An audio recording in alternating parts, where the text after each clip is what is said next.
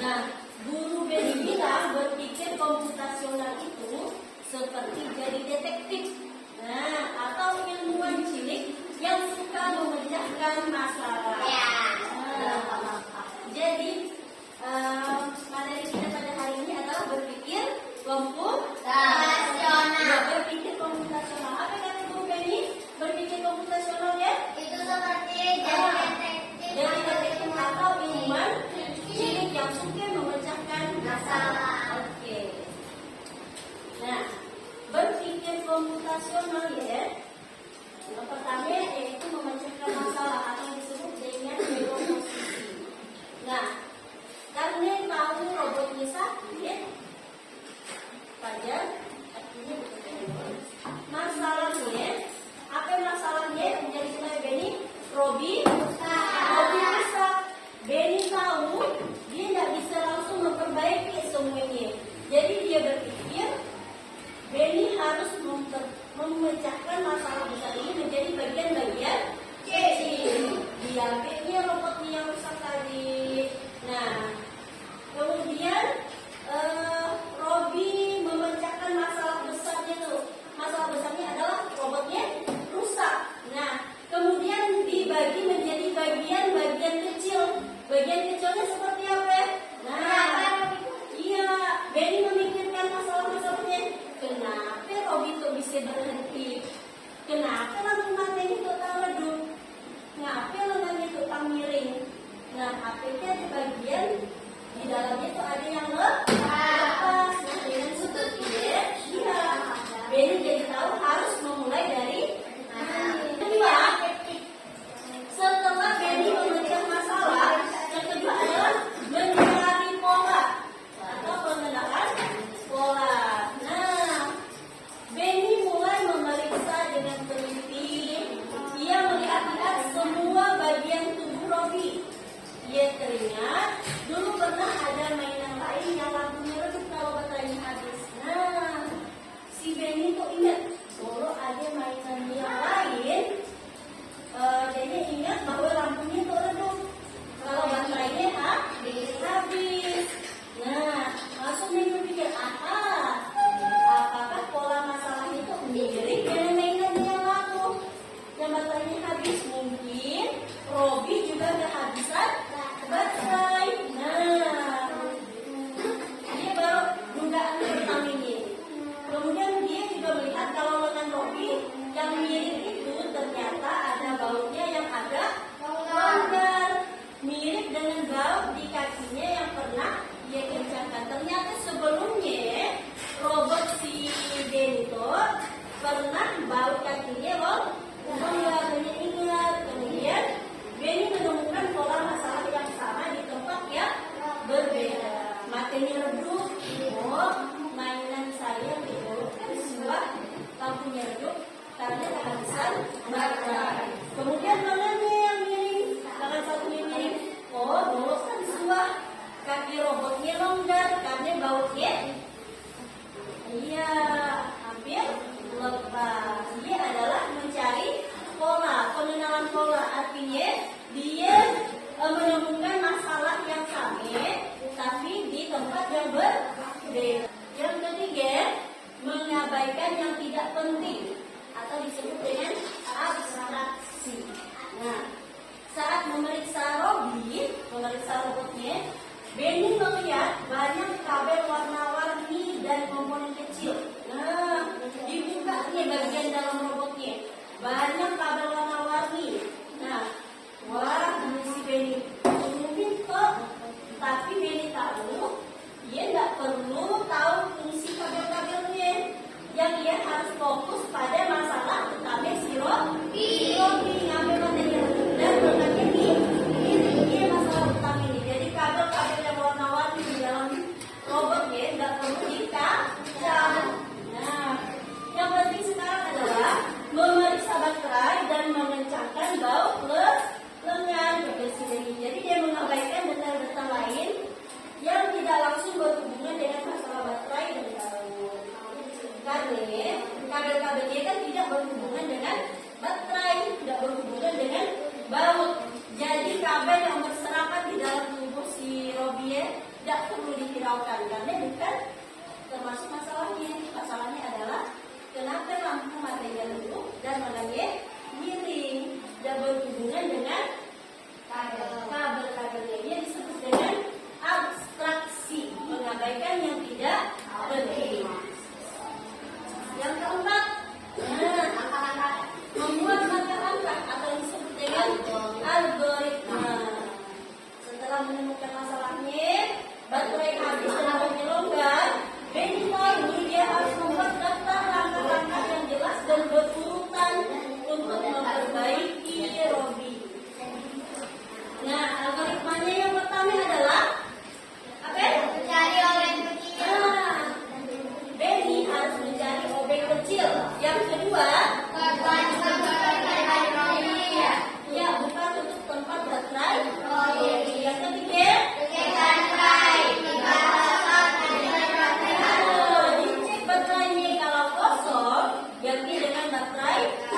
Yang keempat, Jika lampu atau Robby menyala bagus. iya diganti baterai. Kalau setelah ganti baterai, kemudian lampu mata Robby-nya menyala, nah berarti bagus. Kemudian selanjutnya, Cari baut yang longgar di bagian lengannya diperiksa, dicari bagian baut yang longgar. Selanjutnya, menggunakan objek untuk mengencangkan baut sampai dengan kesulitan.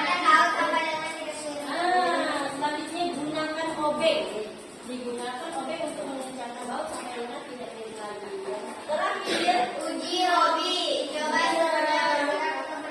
udah aja, udah dibalik baterai, kemudian bautnya udah dikencangkan, kemudian kita dicoba. Benny suruh dia bergerak atau berbicara. Akhirnya lampu matanya hidup dan kemudian si Robby bisa bergerak lagi. Nah, itu adalah yang disebut dengan langkah-langkah atau algoritma. Yang pertama tadi apa? Ada yang lain? Ayo, yang pertama apa? Dekomposisi atau memecah masalah. Yang kedua, pengenalan pola.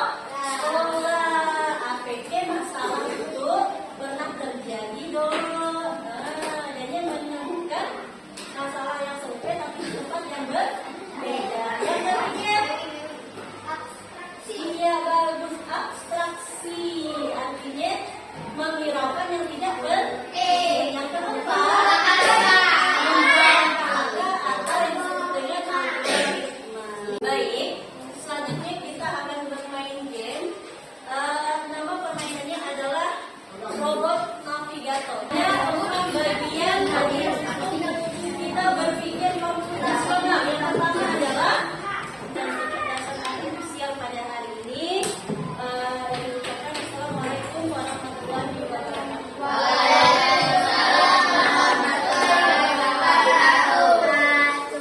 Perhatikan. Nah, ini adalah mulai kalian yang akan kalian lewati, ya. Jadi kalian harus bisa membawa robot ini sampai ke sekolah. Gampang sih anak yang mana? Sampai ke sekolah.